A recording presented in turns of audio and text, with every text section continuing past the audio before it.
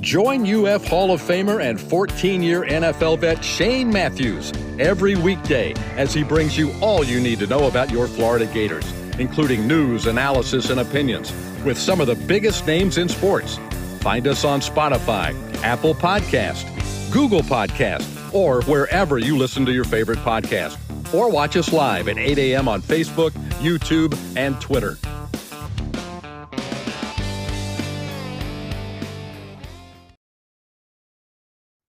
Good morning. It's a live edition of PodUp with Matthews in the morning from the Crime Prevention Security System Studios, large enough to serve you, small enough to care. It's Thursday. We'll have Brent Beer. We'll also have Loren Meadows, who really follows the Olympic sports at the University of Florida for Gator Bait Media. We'll get his thoughts on all the Gators that'll be going overseas and also talk a little football with him as he's very close to the program.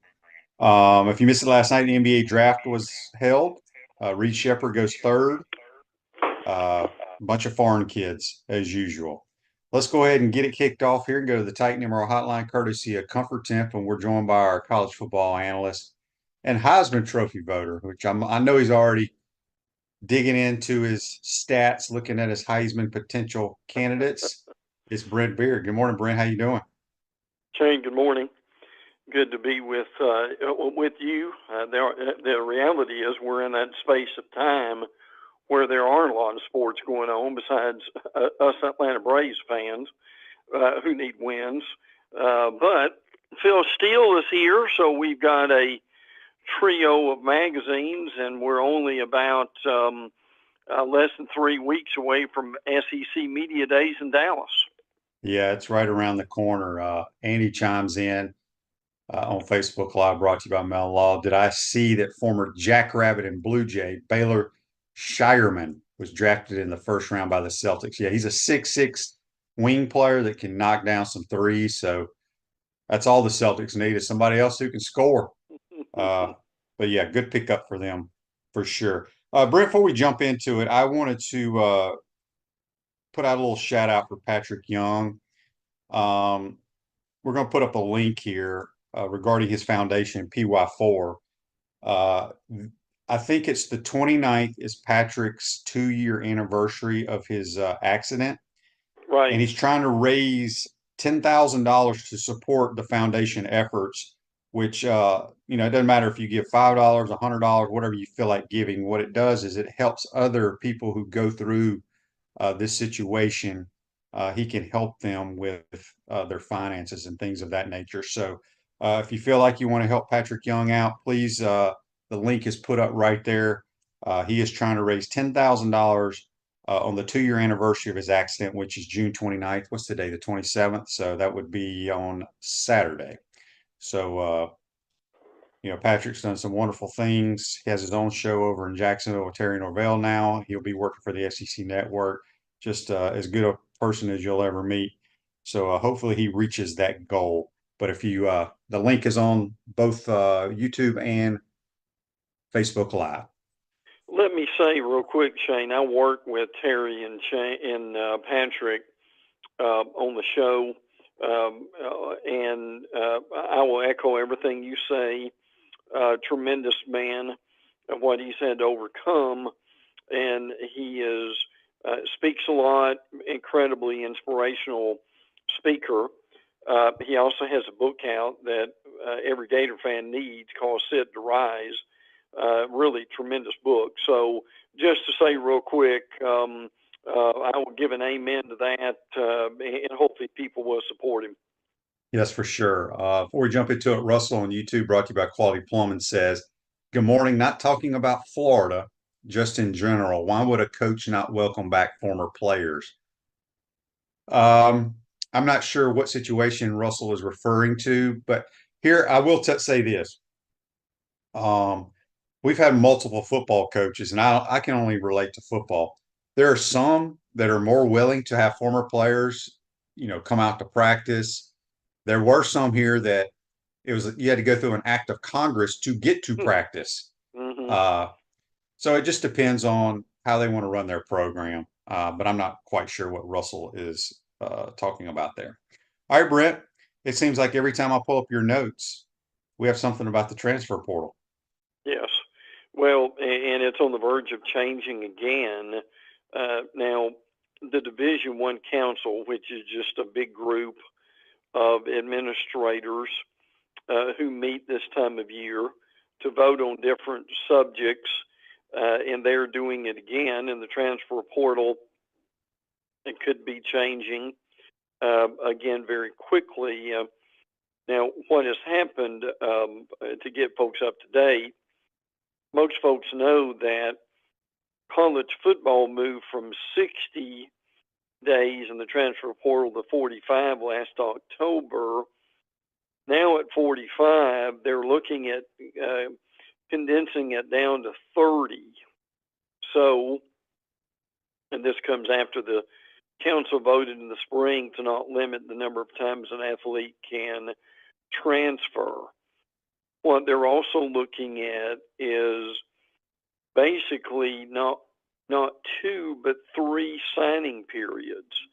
One would be possibly in June, or I've also heard August, the Wednesday following the regular season, which would be the Wednesday before the SEC championship game, as well as the first Wednesday in February. So we will watch that very closely. The good thing that they have done is remember, Shane, we've talked a lot about how ridiculous the schedule was in December. Well, they've gotten some of that off their plate by moving the early recruiting day up, so that won't be going on at the same time as the transfer portal is. I know for our listeners, this can be really confusing, but they're actually, for the first time in a while, really actively looking at having some of this make sense. So it's taken a while, but that's kind of where we are. But as Shane mentioned, the latest thing would be to reduce the transfer portal down to 30 days instead of 1 month instead of 2 months. So, Shane, does that make some sense right now? Yeah, I mean, like you said, it'll probably change next week. We talk to you as well. It's really nonstop. Tell us about this little secret meeting. It sounds like a very secret meeting that was at the Ritz-Carlton in Florida Southwest Coast. 5 gentlemen, and they're discussing. What were they discussing, Brent? Well, really, the thing that's going on here is you've got the commissioners from the SEC and the ACC and the Big 12 and the Big 10, and they're meeting with NCAA President Charlie Baker. Well, what this is about is something that Shane and I have talked about for years. This is the haves and the have-nots, and we talked that this was slowly beginning to happen, and it's becoming even more now apparent what is going on, that there's going to be a line drawn basically with the Power 5 conferences that are going to be sharing as much as $22 million a year. Now, what this also means is there's believe it or not, 28 other leagues in Division I. There are more than 60 Group of 5 football programs, 120 FCS schools, and nearly 100 additional basketball-only universities. So what's coming out of this, and really there was nothing that concrete came out of it. They basically were just meeting. But we all know right now with the way college football is particularly is going, that, in other words, Michigan doesn't want a non-Power 5 school telling them what to do and how they need to share their money. And this is something we've talked about for years. So I think instead of just people coming up with writing about this when nothing else is going on, this is now actually happening. And it's going to take a while for it to happen. But yeah, I'll say this: if this doesn't happen, the SEC and the Big 10 are eventually going to break away and basically do their own thing. So the important thing about this is that the ACC and the Big 12 were involved with it which means that they won't be separated from this, at least for now. And I know this is confusing and doesn't make a lot of sense, but that's kind of what we've got going on at this moment. CertaPro Painters of Gainesville is the area's leader in painting excellence and proud partner of the Florida Gators, offering professional painting services to homes and businesses, plus cabinet refinishing and carpentry repairs. Visit CertaPro.com for a free estimate. We got Brent Beaird, our college football analyst, on the Titan More Hotline, courtesy of Comfort 10. All right, Brent, right here. There used to be where you only had 10 coaches that could actually supposedly coach football. Right. Now you can have as many as you possibly want. Mm-hmm. This is nuts. Well, it is. It's not finalized yet, but this is in the process. And this again goes back to the Division I Council meeting this week. Now, this is the time of year where a lot of these councils get things done. They at least come up with proposals, and then the NCAA will vote on this later on, and we go from there. But what Shane's talking about is you've got a lot of staff people who, until this time, were not allowed to be on the field during games and during practice. Well, that's changing to where basically whoever wants to be on the field can be on the field. Now, some of the Division I coaches, Shane, have said, well, the reality is we might as well legalize this because we've got everybody and their brothers on the field anyway. Mm-hmm. It was just being honest is a reality of it. So that's what's going on. That will probably be approved this week, or at least in the process of being approved this week too. And to go along with just one more, sponsorships are going to be approved. And this is from the NCAA Playing Rules Oversight Panel that they are recommending that, again, Shane, key word here, revenue streams, that we will have, call it what you want, decals, signs, whatever, on the field. Now, what they found out is they can raise a whole lot of money out of this, and they will. And what's coming, as Shane has said before, and it is coming, is we're going to have patches on jerseys. Now, I don't think, Shane, will get to where NASCAR is with all these patches on jerseys or the uniforms, but this is an easy way to make a lot of money, and the schools are going to go for this, and the committees are going to approve this. So I'm not, and I think we'll see some of it probably this year maybe, and certainly we'll see a lot of it in the next 2 or 3 years. Yeah, you're going to see company names painted on like the 35-yard line. The yard markers that go around the field. I'm kind of picturing soccer, if I'm not mistaken. They have, those cushiony, in high school football, it's the 10, the 20, the 30, the 40 little orange markers, but you can have company names all the way around the field. Correct. There's going to be all kinds of stuff like that for sure. Yes. Speaking of the Learfield, the Directors Cup, the Gators came in fourth. Scott Strickland got $100,000 bonus for the Gators coming in fourth. Yeah, this is just out this week. Really, the typical schools have ended up winning. Now, Texas is 1, Stanford is 2. Stanford's got more sports than anybody, which is why they're usually up in the either number 1 or number 2. Tennessee, to their credit, is number 3. That's a really good finish for them. As Shane said, with Florida, surprisingly a little bit, maybe Virginia is 5, Texas A&M at 6, North Carolina 7, Michigan 8, Bama is 9, UCLA is 10, Florida State is 12, LSU is 13, Georgia is 16, there's Duke at 17, and then Arkansas is at 18. Nebraska, Penn State, Oklahoma, Wisconsin round out the top 25. So Shane's correct. You've got many athletic directors will get additional money for this if their teams end up in, Shane, I'm not sure what it would be, top 5, top 10, top 25. Yeah. Text on the Titan MR hotline from Bobby.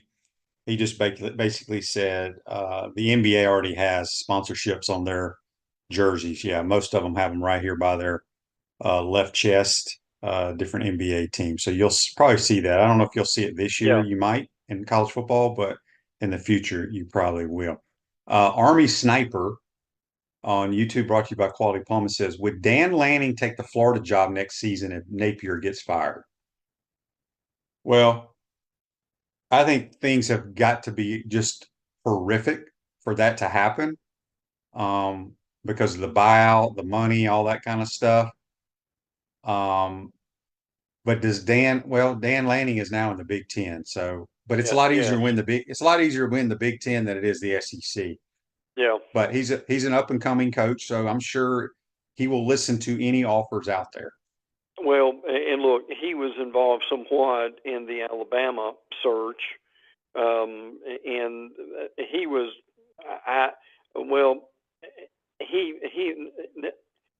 he almost, I don't know how to put this, but he was way up there as far as who they were looking at.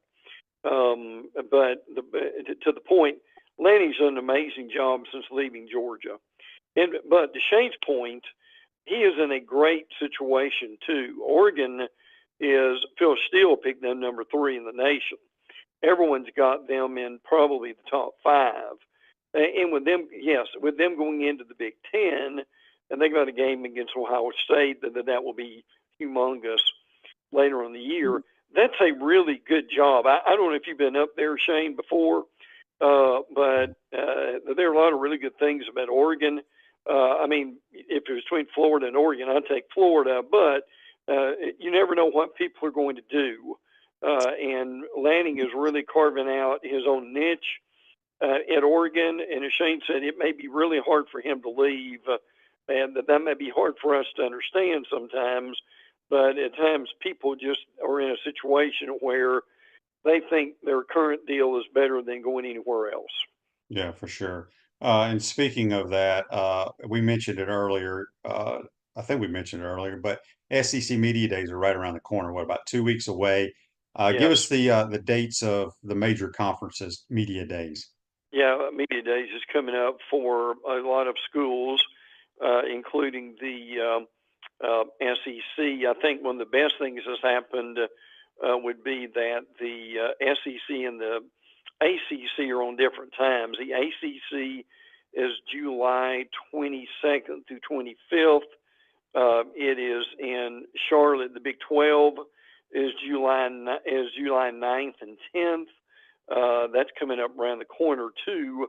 The Big 10 is July 23rd through 25th. It's in Indianapolis at Lucas Oil Stadium.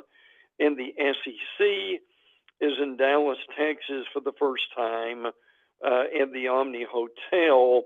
And obviously the reason they are there is because on July the 1st, which is next Monday, Oklahoma and Texas will be joining the SEC for the first time. Yeah, it's going to be quite a scene out there in those two places. Joseph says here on Facebook Live, brought to you by Metal Law, which I've never understood what any of this means, so somebody's going to have to explain it to me. He said he saw on 24/7 Sports the blue chip roster ratio. Notre Dame 67%, Clemson 64%, Florida 63%, Miami 61%, Penn State 61%. What does that mean? Somebody explain that to me. Well, you got any idea, Brent? Well, what that means is in recruiting, they've come up with these rather complicated formulas. It's all analytics now, obviously. It's been that way with recruiting for a while. And this is pretty well in your, say you sign 25 guys, how many of those guys are going to be blue chip or say 5 stars or 4 stars? Well, they've got a formula for saying that you've got this many blue chips, 4 and 5 stars, and that might be half your recruiting class. It may be 75% of your recruiting class, just depending. But again, don't get too mystified by the 5 stars. We've said this for years. Recruiting is meeting your needs. And if you've got a good coaching staff who can develop a 3-star into a 5-star, by the time they leave your program, you've got the best of both worlds there. Tony's question on Facebook Live, brought to you by Metal Law, says, I know it's like media spring break, but how useful is SEC media days for writers, etc.? Well, it's very useful. The great thing about media days is it's a lot of work, but if you're willing to put out the energy, the thing that you find at media days, now you're going to get a lot of coach speak from players and coaches, which means they'll give pretty much the company line. What you find out is it's called what I call the hallway talk. It's talking to beat writers who cover these teams every day and really kind of finding out what's going on. And that's more, to me, the reason to go than anything else, is the other information that you get. And look, it's also really good, I'll be brief about this, is you go and you talk to players, you find out who can talk, who can't talk. You find out really how big some of these guys are in terms of what they would look like on the field. So it certainly is worth it if you cover the league. Yeah, there's no question. All right, let's go around the league a little bit. Any news coming out of Tuscaloosa? Yeah, they've got, as everybody does, a lot of recruiting going on this time of year for June. There's more going on in June than there used to be. Alabama's got Jackson Lloyd, who's a big offensive tackle. And they've done really well with the offensive line. Micah DeBose, who's another big offensive lineman. Michael Carroll. Keon Russell, their quarterback commit, did really well in the Elite 11. That was last week. Elite 11 is a very prestigious quarterback count that Shane, I'm sure, knows a lot about. But he won the Keon Russell won the MVP of the Elite 11 with that too. So, and I know a lot of our listeners don't know these names, but there may be some people who do. So we'll throw that out anyway. Auburn seems like they're making some headway in recruiting, even though they didn't have a great year last year. But they feel like they're going to be better this year. What's going on the Plains? Yeah, they've improved immensely in Hugh Freeze's recruiting. They recently got an Alabama and Colorado transfer, Jaquez Robinson. He is a graduate transfer. He knows Charles Kelly, who's on the staff, which also helps. Robinson's from Jacksonville, by the way. And Auburn has flipped running back Alvin Henderson from Penn State. Auburn, in some of the recruiting rankings, is in the top 10 and even in the top 5. So, yes, the Tigers are doing better in recruiting than they did with Gus Malzahn and Brian Harsin. The Gators, they seem to be making some headway around the country in recruiting as well. Joshua Moore, the wide receiver, is a 4-star, is committed to Florida. He's from Pembroke Pines, 6'4", 210-pound receiver. Chose Florida, Florida State, Miami. Well thought of, frankly. Micah Jones, tight end from Madison, Mississippi, 6'5", 240. Has 2. So I think that's impressive. Jordan Castillo is a sophomore safety. I'm sure this has been mentioned on your show, but Pro Football Focus really rated him high as one of the better safeties. So no, I think Florida, and it may not show necessarily in all the numbers yet in the rankings, but are they meeting their needs? I think they are, and they've done that in the transfer portal and in high school recruiting. Yes, they have. Speaking of high school recruiting, it has nothing to do with high school recruiting. Silverback Concrete builds firm foundations for generations. You stand on it. We stand by it. Brent, this note that you have here at Ole Miss about Lane Kiffin, I didn't even believe. I had to read it like 4 times. Yeah, yeah. Well, since 1930, Ole Miss has had 7 football coaches who have lasted to a 5th season, and Lane has never been a head coach or and even an offensive coordinator anywhere for 4 full years until now. So Lane's coming into his 5th year. Lane's a really good football coach. I know some people don't like him, don't like his style, but I mean, as a play caller, he's one of the best there's ever been, frankly. And I think they're going to be a playoff team this year, Shane. We've upped it to 12, obviously, and that really helps schools like Ole Miss. Ole Miss may never get into a top 4 in the playoffs, but they can get into a 12-team playoff, and I think that's going to happen. So credit Lane for that. Yeah. Christopher on YouTube brought to you by Quality Plumbing. Speaking of the SEC Media Days, what players Napier is taking with him? I don't know if it's been announced, but I would assume Graham Mertz is one of them. Yeah. Oh, yes. Yes. Yeah, that will be announced probably next week. It takes a little while to get that together. Listen, the embarrassing thing about that is, and this has happened more than once, that a school is announced. Look, it's a privilege to go to media days. I mean, not everybody gets chosen to go to media days, but there's been more than once in the SEC when someone was chosen to go to media days, and a day or two later they get arrested for something. So hopefully that won't happen this year. Yeah. So Texas is still going to have the Longhorn Network streaming. What does that mean, Brent?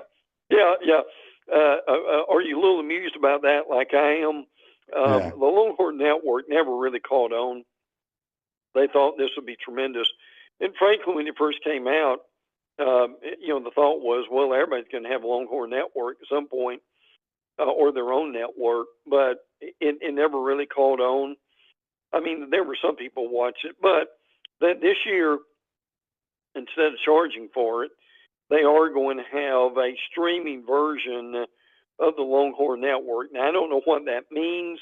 It may be that it won't be some 24-hour deal, but it may just be on a few hours during the day or whenever they want to do it, or they'll have it archived where you can look at it. But I just thought that was rather interesting. And there's rumors out there that Texas A&M is looking to leave and go to the Big Ten. Yeah. Look, we'll couch it as that for now, but I'm hearing there's more that there's more to it than meets the eye. And believe me, the Big Ten would love to have them. What the Big Ten wants to do is they want to go nationally, and see, they want to be in Texas, they want to be in Florida, which is why I think Florida State's going to the Big Ten. So, and yes, I think that's very true. That there is probably something to this, and we'll cover it and see where that's going to go.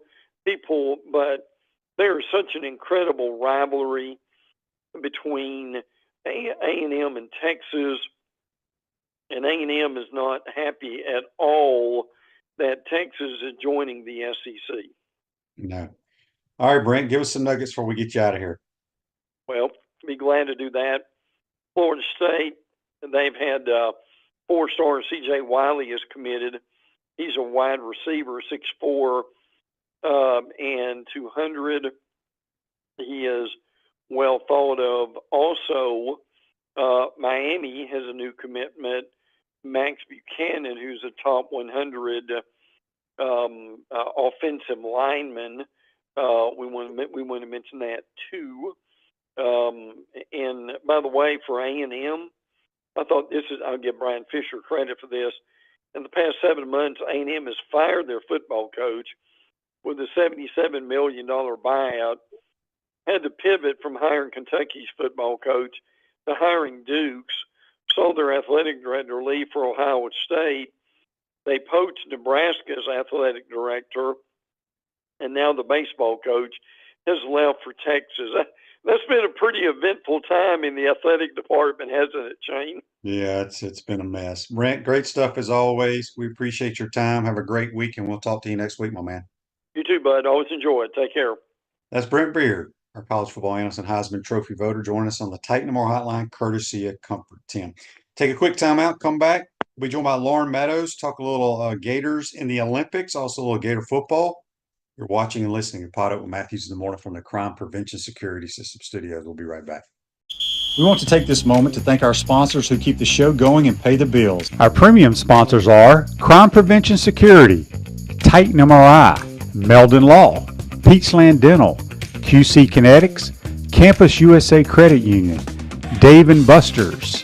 Our Gridiron sponsors, CertaPro Painters, Comfort Temp, UF Bookstores, Campus USA Credit Union, Celebration Point Town Center, Quality Plumbing, Silverback Concrete, Ruse Ogre State Farm, Tropical Smoothie Cafe, F45. Our touchdown sponsors, Gator Dominoes, Celebrate Primary Care, Gator Bait Media, Okido America, Style Cuts, Ironwood Golf Course, Big Mills Cheesesteaks, McDonald's of Gainesville, 84 Lumber, Dowling Signs, Baker's Sporting Goods. If you're interested in promoting your business on the show, call Freddie at 352-284-3733. If you like what we're doing here, make sure to follow us and support the businesses that support us. Pro football legend Emmitt Smith understands your joint pain. It does not surprise me that there are a ton of people out there that's in pain. That's why Emmitt is such a proponent of QC Kinetics, offering real lasting joint pain relief with non-surgical, all-natural biologic treatments. Whether it's a joint pain, ankle pain, shoulder pain, neck pain, back pain, hip pain, any kind of pain, the body eventually will break down when it's under that much stress. That stress can cloud your judgment to the point that you'll just say yes to the scalpel or yes to another prescription of pain pills. But maybe it's time for a second opinion from QC Kinetics. The reason why I would recommend this is because the natural biologics that QC Kinetics is providing you gives your body a chance to naturally heal itself. Restorative, regenerative solutions are here. Get lasting relief and live your life. Call QC Kinetics 352-400-4550. That's 352-400-4550. QC Kinetics 352-400-4550.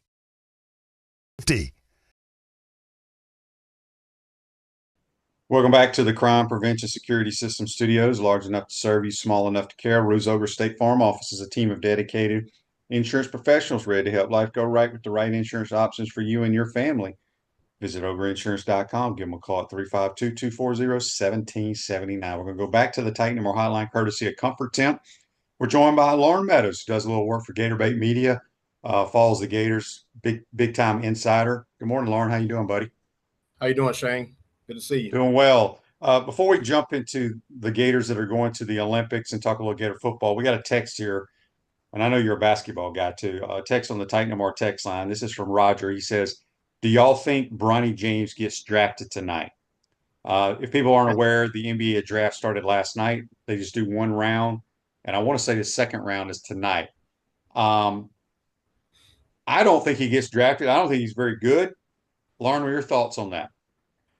Well, one thing about the draft is it's funny. The French used to be known for food. Now it seems like they're known for basketball. So, they kind of handled the first few picks. But, I do think Bronny James gets drafted probably in the later rounds. I've seen everything from 55 to obviously, 60. And I just think it's on potential. I mean, the NBA is drafted on potential now for about 15 years. And, I think that, the name, if his name was not LeBron James Jr., he probably doesn't get drafted. But I think with the team that he'll have behind him, the ability to concentrate on basketball 24/7 and the machine that Clutch Sports is behind him, I think people will take a flower on him. Now, one thing I will say is Rich Paul has publicly in a couple forums said that Bronny James will not sign a two-way.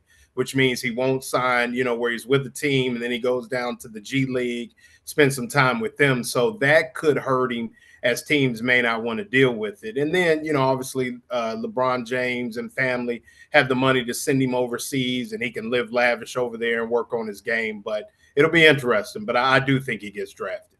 Yeah, and like I said, I don't follow the NBA draft. I looked at who all got drafted today, and the one team that stood out to me, and a lot of times, sometimes the college guys don't translate and become good NBA guys.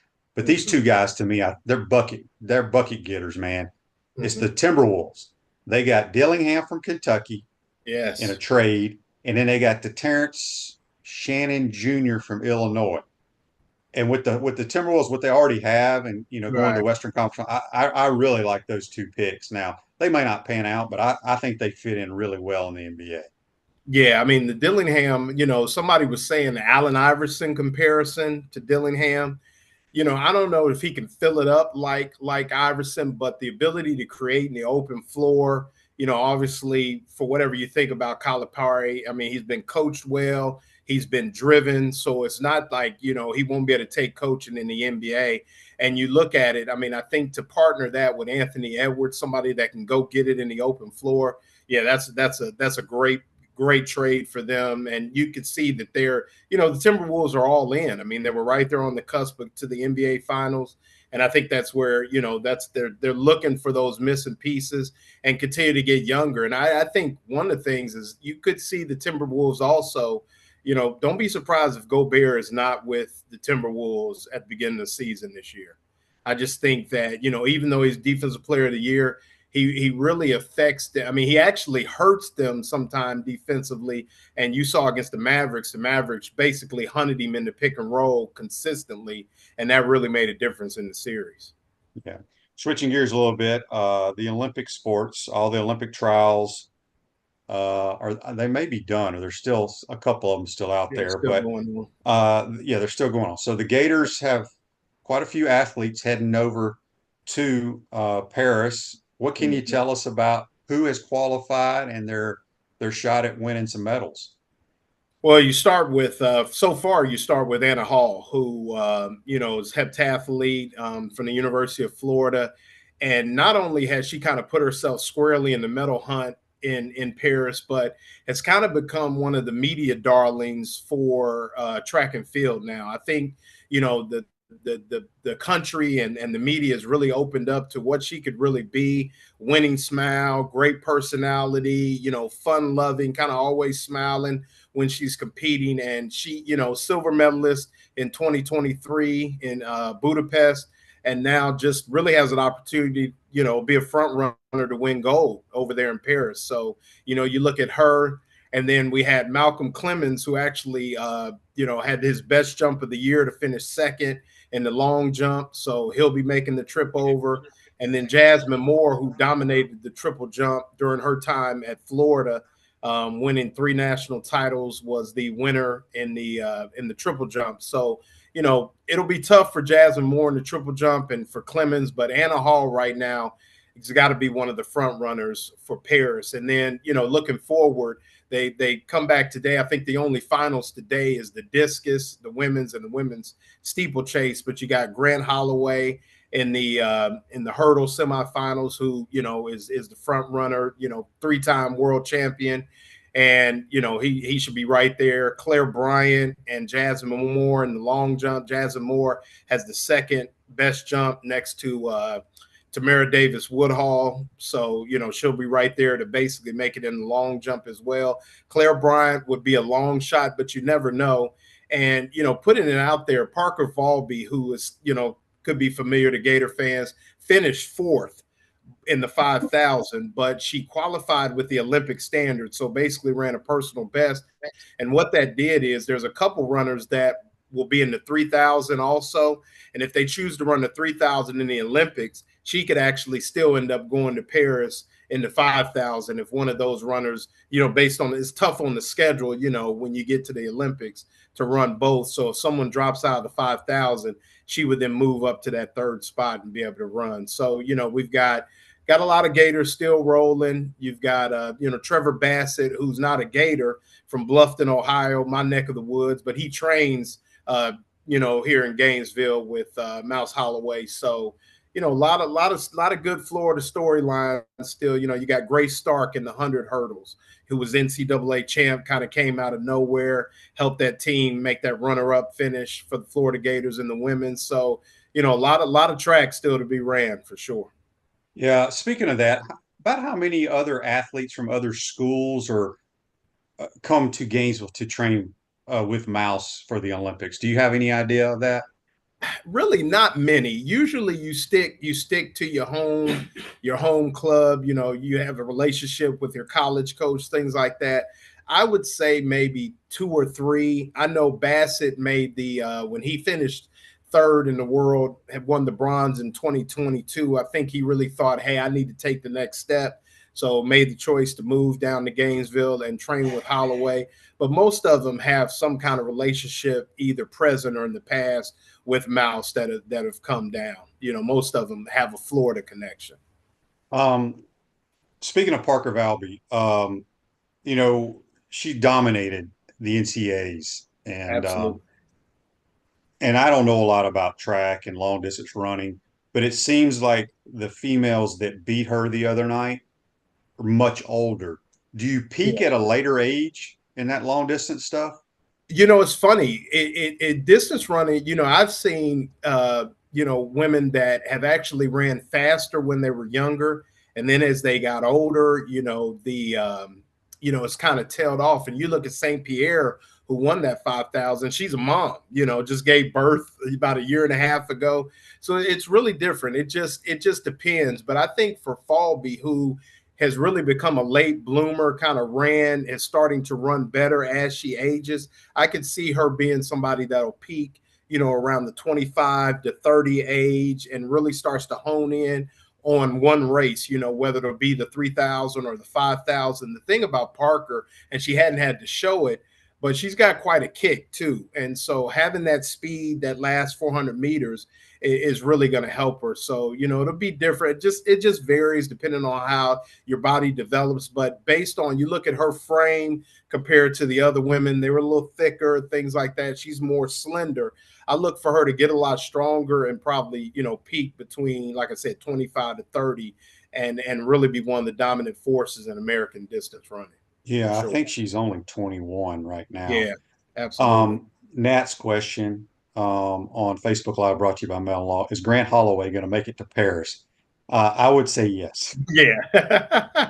Yeah, and that's my guy. That's probably one of my best friends in Gainesville. It's my guy, and shout out to Nat. But yeah, Grant is the odds-on favorite. I mean, unfortunately, last in 2021 in Tokyo, he kind of struggled over the last hurdle, kind of got caught and didn't really finish strong.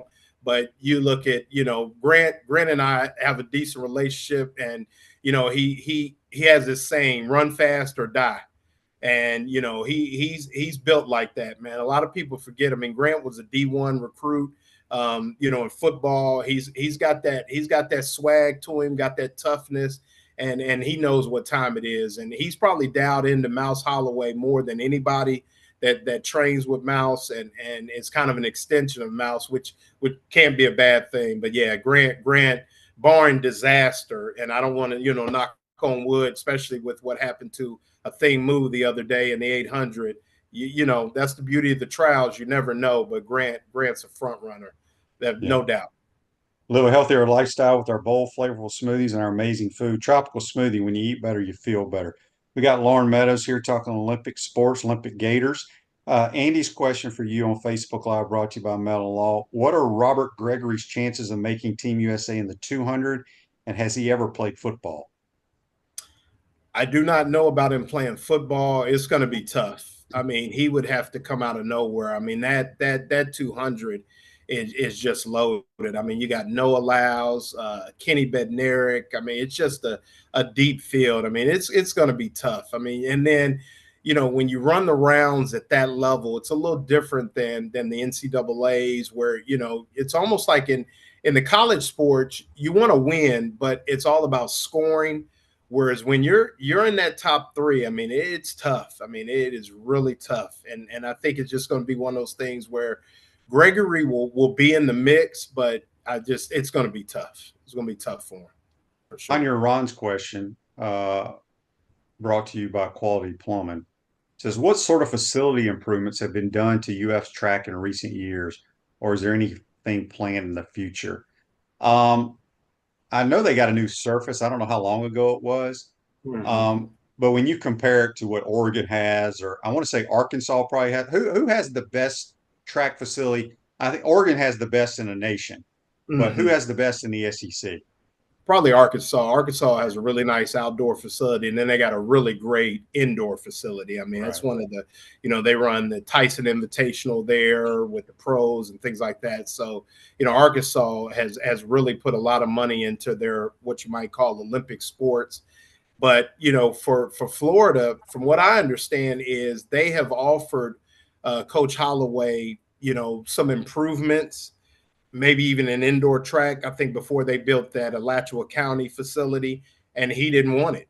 So, he feels like that he has everything that he needs, and that's the beauty of Mouse Holloway, and what makes him, what I think one of the greatest ever is he does more with less, and he just gets to it, and the kids believe in it, and his messaging, and, he carries around a bat and kind of keeps them going. He's like, where's my bat? And they, it's like, that bat, and he's got him dialed in, and he really just has never really asked for much in facilities, and continues to win. So I think, they've asked him, and from what I understand, he's turned them down. Just, figures he has what he needs there at Percy Beard, got great weather. And, if you notice, they don't run a lot of meets, in the indoor season and things like that. So I think he feels like it might be a waste, because you look at it, he's really mastered the art of peaking, and they peak right at the right time. And I think that's all part of his plan to make sure that when it's NCAA championship time, the Gators run at their best. So, I think that's you bring up a great point, because he doesn't give a damn about the SEC meets. I mean, I shouldn't say it that way, but it's all, what do we have to do to be ready for the NCAAs? Because that's all that, I mean, if you win an SEC title, great, but you want to hoist the NCAA title. Right. He's mastered it, as you mentioned. Let's switch gears for a few more minutes here left with Loren Meadows. Gator football. Obviously, we're about we're close, folks. It's about 66, 67 days away from playing the Miami Hurricanes. Been rough the last couple of years, Loren. Just your thoughts going into this season. I don't care about the schedule. It is what it is. What do the Gators have to do, in your opinion, as a team to win football games this year? Got to get off the field on third down. Have to. I mean, it has been really abysmal going back to the last Mullen year to the first two. I mean, they have to find a way to get teams off the field. You know as well as I do, Shane, it affects field position. It affects time of possession. It affects you physically on defense. I mean, they got to get people on the ground on third down, create havoc, and find a way to increase the possessions. You look at the way that Florida plays offense. I mean, they need as many possessions as they could possibly get, which means you got to make the other team punt.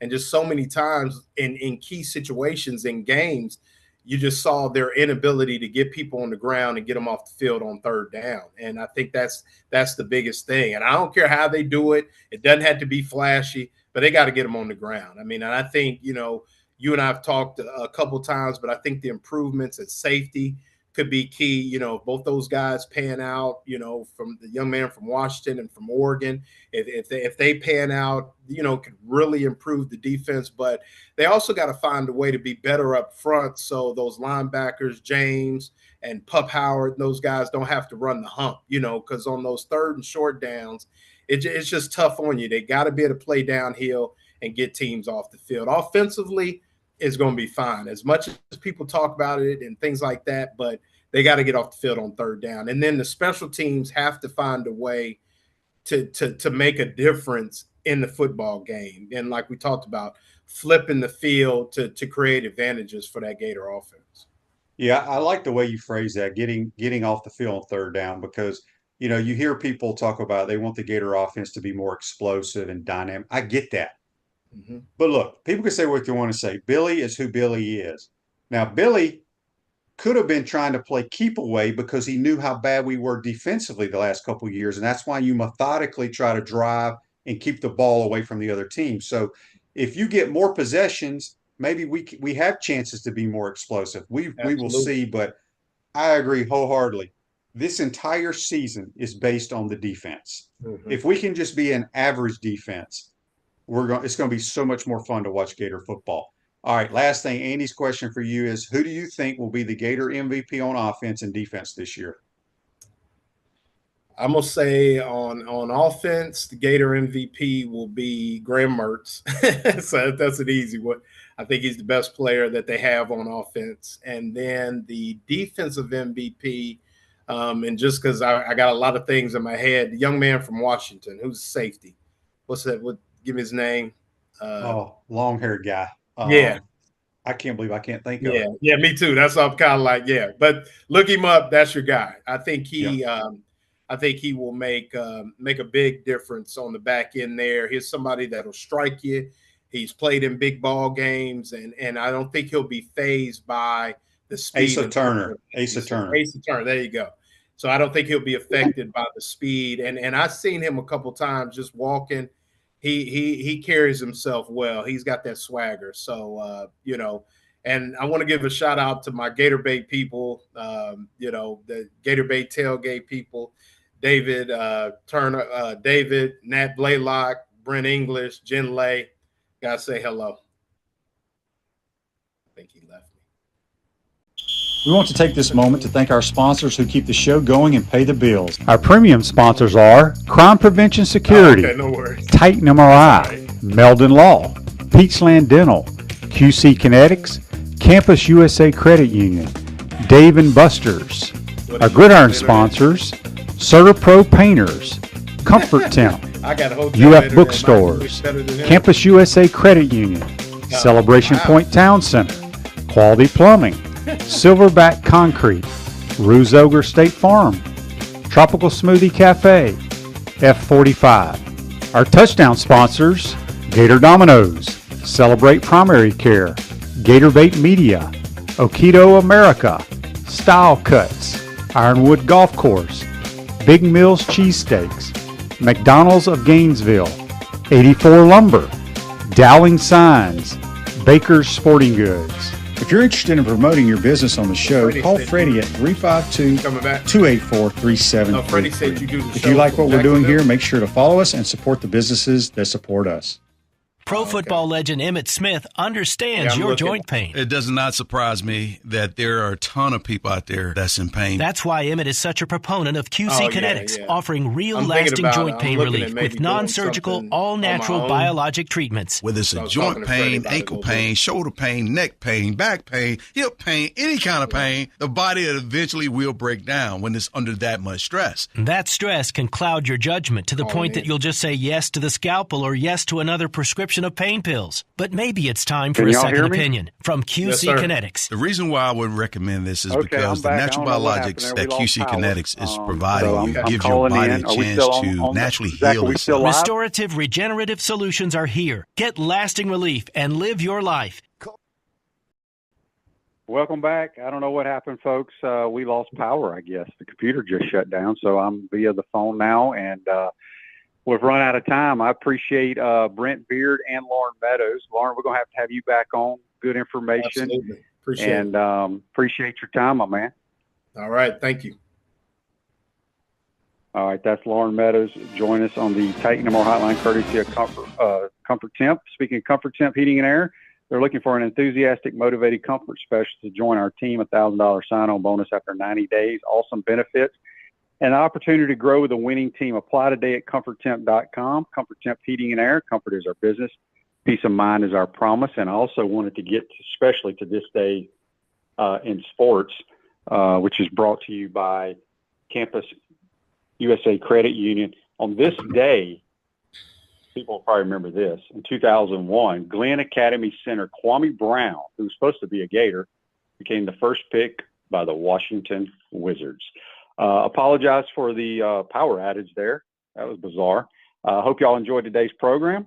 We'll be here tomorrow, folks. Have a great day. Take care.